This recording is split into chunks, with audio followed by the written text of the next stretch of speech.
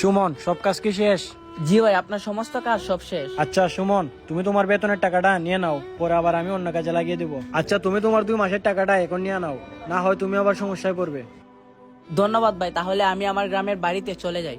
আচ্ছা তাহলে তুমি সাবধানে যেও।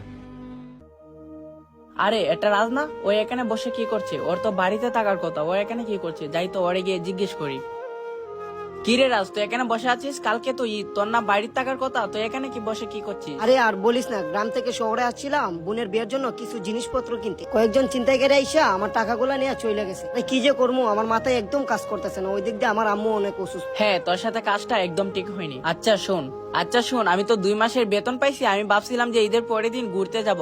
আমি আর এখন ঘুরতে যাব না। একটা কাজ করি, আমার বেতন থেকে তুই কিছু টাকা নিয়ে নে, তুই তোর মায়ের জন্য ওষুধ কিনবি আর তোর বোনের জন্য কিছু শপিং করবি। তাড়াতাড়ি চল, সময় নাই। ধন্যবাদ ভাই, তুই আমার অনেক বড় একটা উপকার করলি। তুই যদি আমার হেল্প